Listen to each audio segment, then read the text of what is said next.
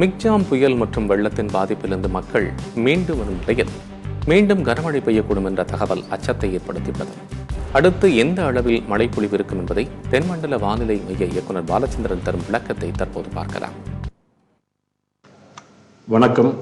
சென்னை மண்டல வானிலை ஆய்வு மையம். தற்பொழுது தென்மேற்கு வங்கக்கடல் பகுதியில் வளிமண்டல கீழடுக்கு சுழற்சி நிலவுகிறது.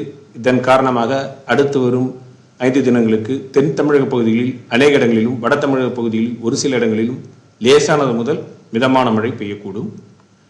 கனமழை மற்றும் மிக கனமழை எச்சரிக்கை பொறுத்தவரையில் அடுத்து வரும் 24 மணி நேரத்திற்கு புதுக்கோட்டை, ராமநாதபுரம், தூத்துக்குடி, நெல்லை, கன்னியாகுமரி மாவட்டங்களில் ஓரிரு இடங்களில் கனமழைக்கான வாய்ப்புள்ளது.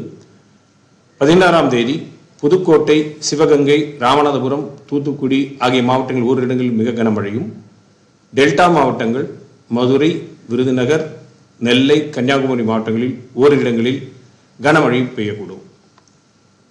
17ஆம் தேதி கடலூர், டெல்டா மாவட்டங்கள் புதுக்கோட்டை, ராமநாதபுரம், தூத்துக்குடி, நெல்லை, குமரி ஆகிய மாவட்டங்கள் ஓரிரு இடங்களில் மிக கனமழையும், கள்ளக்குறிச்சி, பெரம்பலூர், அரியலூர், திருச்சி, கரூர், திண்டுக்கல், தேனி, மதுரை, விருதுநகர், தென்காசி ஆகிய மாவட்டங்களில் ஓரிரு இடங்களில் கனமழைக்கும் வாய்ப்புள்ளது. 18ஆம் தேதி தஞ்சை, புதுக்கோட்டை, ராமநாதபுரம், தூத்துக்குடி, நெல்லை, கன்னியாகுமரி ஆகிய மாவட்டங்களில் ஓரிரு இடங்களில் கனமழைக்கான வாய்ப்புள்ளது. சென்னை மற்றும் புறநகரை பொறுத்தவரையில் அடுத்து வரும் 2 தினங்களுக்கு நகரின் சில பகுதிகளில் லேசான முதல் மிதமான மழை பெய்யக்கூடும்.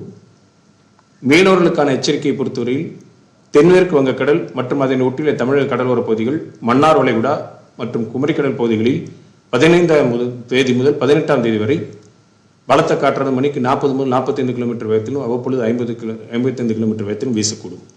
அரபிக்கடல் பகுதிகளில், கேரள கடலோர பகுதிகள் மற்றும் லட்சத்தீவு பகுதிகளில் 17, 18 தேதிகளில் பலத்த காற்றானது மணிக்கு 40 முதல் 45 கிலோமீட்டர் வேகத்திலும் அவ்வப்பொழுது 55 கிலோமீட்டர் வேகத்திலும் வீசக்கூடும். எனவே மீனவர்கள் மேற்கண்ட நாட்களில் இந்த பகுதியில் செல்ல வேண்டாம் என்று அறிவுறுத்தப்படுகிறார்கள்.